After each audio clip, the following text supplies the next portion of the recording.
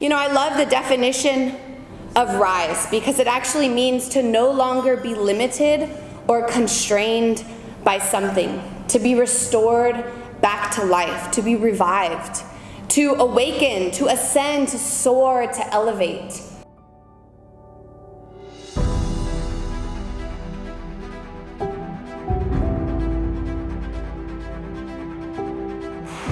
Hello, beautiful women. Can you hear me okay? Awesome. Okay, well, my name is Keira, and I'm really excited to be able to share just a little bit about myself with you this afternoon. So I'm many things to many different people, but I am a mum to my two beautiful boys, Levi and Micah. They are 5 and 3. I am a wife to my amazing husband, Lennox. I'm a sister to my 2 sister-in-laws and my brother, and one of my sister-in-laws is there, Leslie. And I am a daughter of incredible parents and a daughter of a king. But I'm really most proud of being a Christian, and I've been that for the past 8 years. And so it has given me a lot of confidence to be in this church, and I want to share with you a little bit about that. So I grew up in a Seventh-day Adventist home, very religious home, and what that meant, if you're not familiar with being in a religious home, is lots of conditions and rules.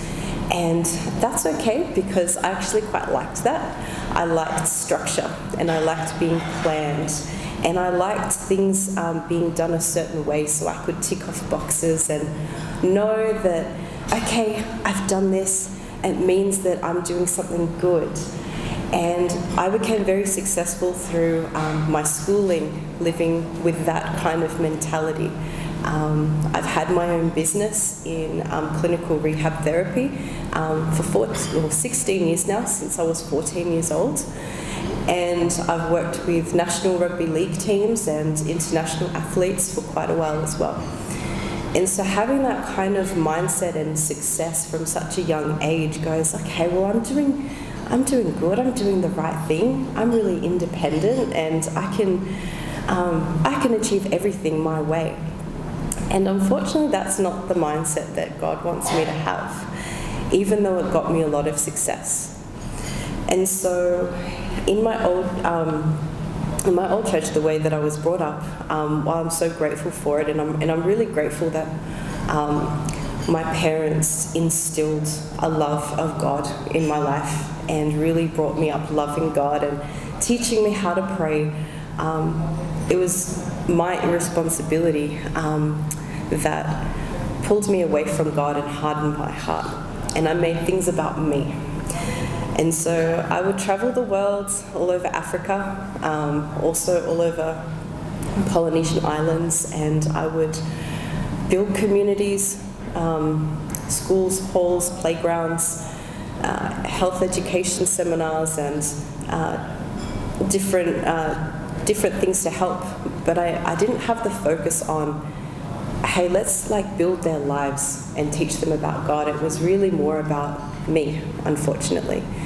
And I realized that, wow, there's a real difference between doing good and making myself look good rather than doing what's right and really pleasing God.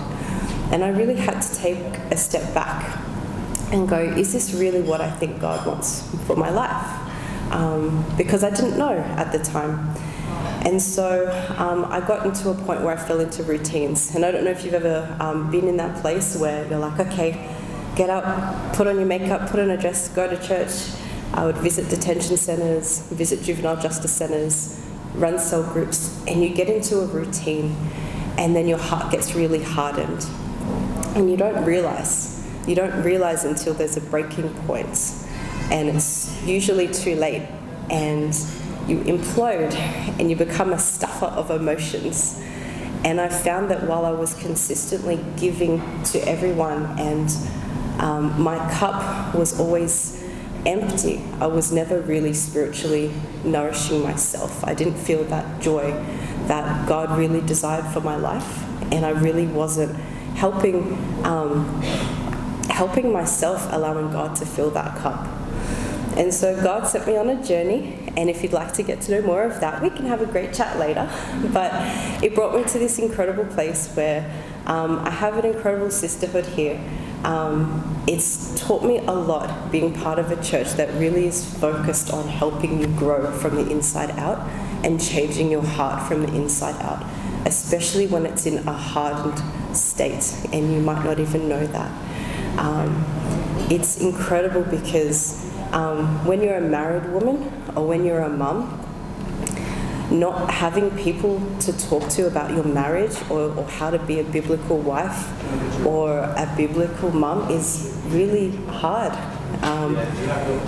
What if my husband doesn't listen to me? What do I do? He doesn't speak my language.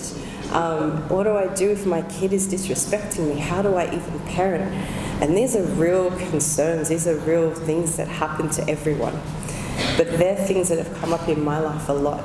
And I'm really grateful because I'm able to get the help I need. And it's a church that's really focused on meeting needs where we're at, healing, and really softening hearts. And so for me personally, I found that I came from a place of knowing of God, but now I really know God. And there's a huge difference. I came from a place of thinking I was doing good things, and now knowing that I'm doing the right things. And that's a huge difference, even though it seems really similar. And so that's a little bit about myself. I'm learning and still growing every day, but it's an incredible journey just to be able to start healing and really digging out things that you thought that were good characters but really can be exposed as, wow, I need to improve in that area, and having people to call you to be the woman that you were created to be. So thank you so much for letting me share. Please feel free to come find me and chat to me, but I'm looking forward to meeting a whole heap of you as well. Thank you.